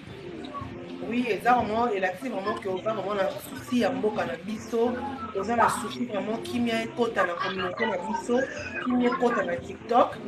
Oh, les réseaux sociaux biso tout au ça là. Donc et ça vraiment souci na biso nyonso, mais excuse-moi, tu as vu qu'avec le temps, qui m'y a écouté avec le temps ordre et coco vraiment. Du fond du cœur, je dis merci vraiment à tous les disposés pour nous les vraiment l'émission là, comment cause à la ouvert boué, comment cause à la franc. Parce que ce qui nous tue, la communauté, c'est l'hypocrisie. C'est de l'hypocrisie, en fait. L'hypocrisie, nous avons mais nous avons parce que nous avons fan, parce que nous avons parce que après ça comme un cambo. Non. Même président de la République, nous avons un moto par reproche à Kaï. Azana moto peut attendre la TP des trois vérités. Non, papa Félix, côté Bossani, côté Bossani, donc, tu as vraiment un peu de la moto. Tu as malgré tout le barame qui a été oh yaza mokolo par rapport à donc il faut que nous à la manière moi yolobelaye na politesse. Donc ma base à la candidate on a na TikTok on a moi na muki azolobela mokolo le quoi camarade na ye yo na zolobela sala boy non ça ce n'est pas bien. Donc balobaka na douce parole la douceur et apaisement ébélé et apaisera vraiment ma campo ébélé. En tout cas merci nga yo qui na zui par nga franchement na zui par nga et ça début nga yo sala émission à TikTok mais naza moto na banda mambo depuis kala depuis ba sera ba réaliser vambili et tout mais et c'est le mot ka to ça la pour na ko contribuer moi un plus na communauté na biso ko partager moi ba ka ndingo lobi ba mauvais souvenir et za biso na mitu et moi mona au moins dans un rosa tom so lobi on peut boyer au moins pe et apaiser moi mukie penza na moi pas si moi zaki na ngwa tezaki na 100 et ko ki tata moi mke na 99% par rapport que obimisi yango boye quand yo mo lobi obandaki non ka na tatouage okokepe ko suka non na tatouage c'est par rapport to yo mo comprendre que voilà et ça dans un ouverte envers yo potali que non na considération za nango vers là donc na panzaka anteke quoi au panzi no pe nteke non comprendre que aux UP o ayo pe 1 plus P par rapport ya makambo et comme la yo. Donc voilà, moi je te dirais toujours beaucoup de courage. Basi malamu bazali, basa vraiment ébélé. Oh basa pe ba oluka pe mi bali malamu basa pe baso souffrir na maboko bato mabe. Donc nzambe o alola to sambelaka, mais ebi que tôt ou tard, en de lo moins si oyo, ya vie na yo. Oh pena yo mo pena ton ozo e pena bi o pena numéro ya chaussure na nga Gédéon. Mu finu kwa nzungu na nga. Ozo mona pointure na nga penza yeyo. Donc yo mo pena ofanda pena bi ah dans le cas de l'émission Sévérine, on a parlé de parce que na un choc, mais na comprendre que hasard na vie, il y a bisoba dans Zambie, ils ont raté Gédéon. Hasard ils ont raté. Toebani na TikTok il y a pas longtemps tu s'abonner en retour. Mais to salika moi émission peut pas makila peut tout ani mamoupe et lobami peut tout. Donc hasard ils ont raté, persévérer, faire ça confiance dans Zambie au moins dans Zambie wana à cause ça raté. Bisognos tu as un problème na vie. Tu as un choc, une déception. Oh, pour comment généraliser, mais on est sur un avocat, mais tant qu'on est au fond de comprendre que non, exception, ils ont raté. Bah, tout le monde a vu, biso photo de char, on a tout que bayaka bazala bon. Et là, biso to comprenate en wana, yo lini muto mi pesi corps âme esprit. Or kazaki ne ka bon envie na yo. Or kazaki ka mutu monza batinda ki na vino alongolo kana souci mo zaki nango. Akati sonde la wana kaka. Après s'il a kendene yo kokena yo. Mais basi misusu to biso baso za baso bo monika mobali moka ye o mi pesi corps âme esprit o zuba zemi o oti bodi bana nzoka zaki ne ka pompo na vino. Komo waki mibali bazama be aya boti singa sundoli ngana bana. Or kazaki ne ka pompo.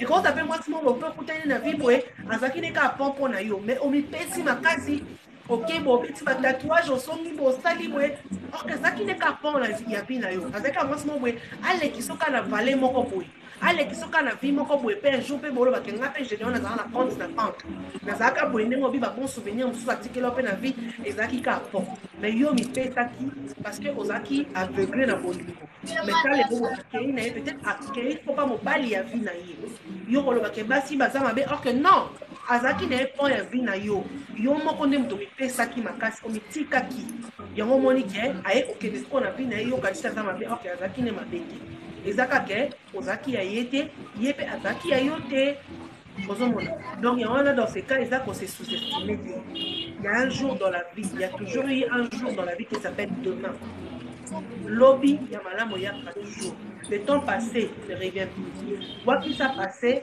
vivre présent pour préparer le futur parce que si on veut revenir dans le passé on veut la sur tout tatouage on te faire revenir dans le passé et c'est le moment qu'on voyait et que on se manque tout le temps maintenant on se la privé dans WhatsApp on peut sur adresse je vais contribuer dans des tatouages na yo na contribuer on peut sur adresse wana ok ne ba longolo c'est vrai on te sur la passé je veux t'aider et que longolo so passé au vivre présent na yo pour préparer le futur na yo ça sert à rien on son la passé elle fait sa vie l'âme sous sa balle là apportez déjà elle fait sa vie toi tu peux pas t'enfermer t'emprisonner dans le passé non vivre ton présent pour préparer ton futur papa oza mobali kitoko ozomona oza na mobali moko ozalaka na fidèle so oza na mwasi oza sérieux oza calme fanda nzambe otindelo ya yo ya vie oyo bokofanda bokoconstruire vie na yo bien donc il y a moto mosusu balobi aye pas contribuer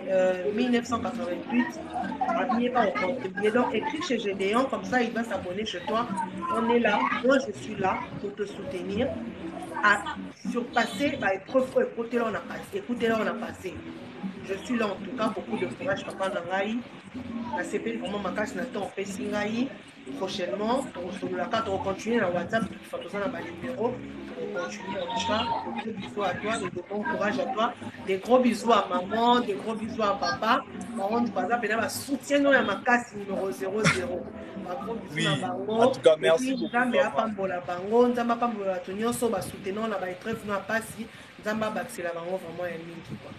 En tout cas merci beaucoup vraiment pour la confiance. De rien papa. Okay. Au revoir. Na WhatsApp tap. Ok na WhatsApp. Voilà qui m'a appelé.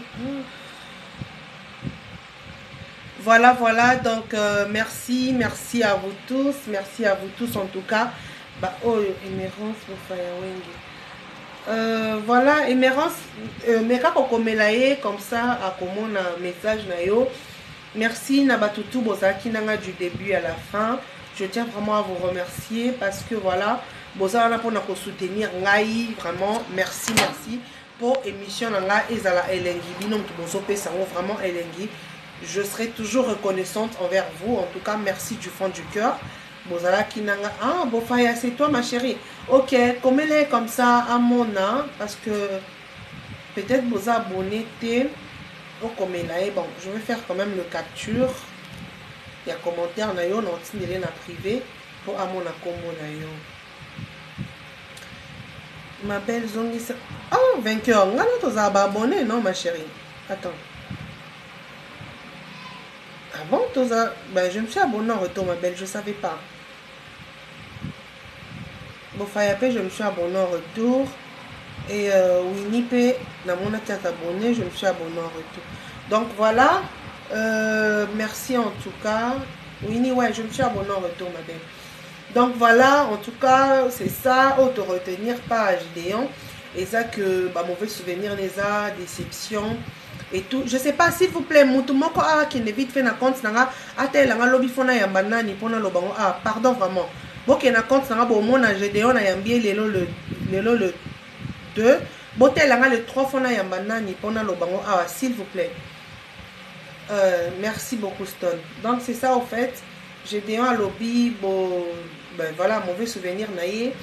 Et ça, salut Tamoué, et ça qui déception, moi si à Tikaki, Tika la tatouage, ouais, Betaki, comme moi si en gros par amour.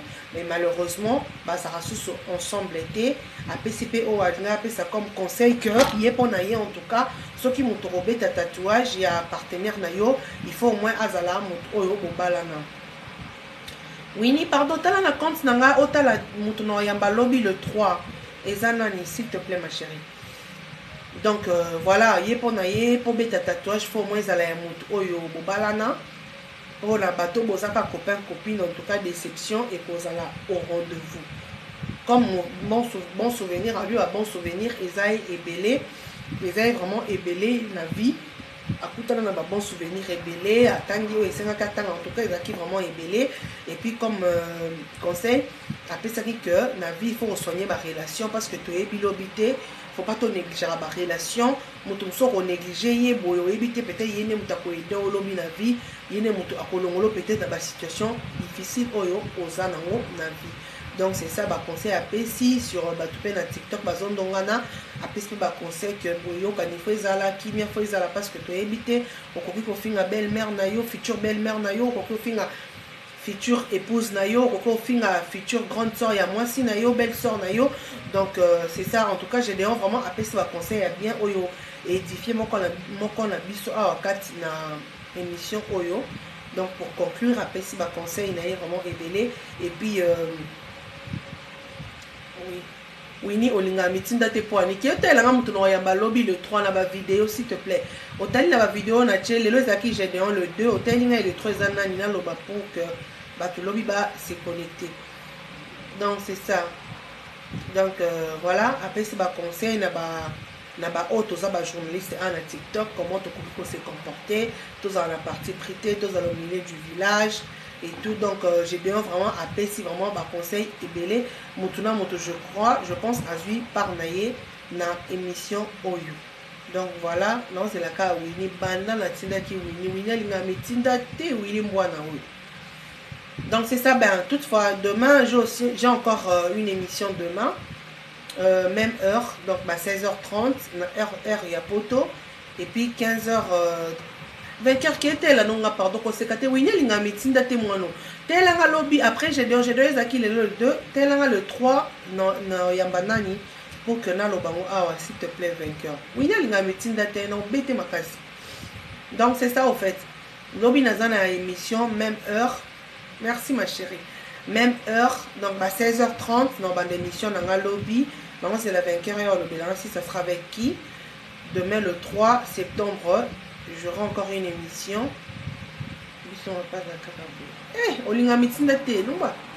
Donc même heure, 16h30 dans une émission Awa. Donc restez toujours connectés, branchés sur mon compte TikTok pour ne pas rater en tout cas émission Nanga Awa.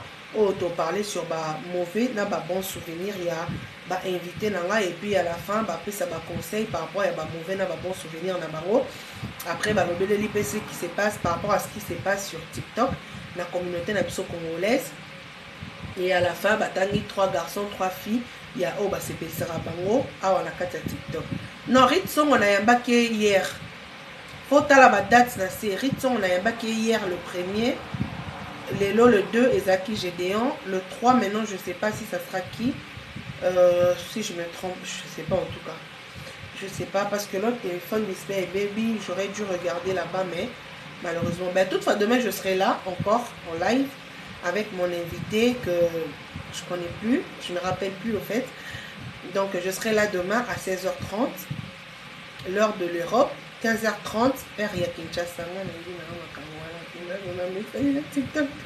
on regarde mitinda te Winnie donc c'est ça à 16h30 l'heure de l'Europe 15h30 l'heure de Kinshasa donc voilà je vous fais de gros bisous de gros bisous là je dois vous laisser parce que voilà on a fini le live avec Gédéon bandi bobosel ngai demande invitation pour la minute solo donc voilà je vous fais de gros bisous je vous laisse et je vous souhaite bon après-midi ou bonne soirée ça dépend de l'heure où vous êtes bonne journée aussi des gros bisous à vous les trois c'est pas grave ma chérie je veux regarder mais toutefois demain je serai encore en direct J'ai aussi une émission encore demain.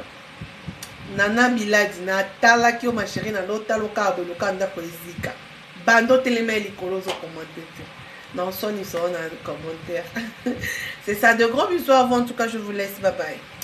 C'est Séverine Monchoa, c'est Vastro. Hein? Toujours. Toujours.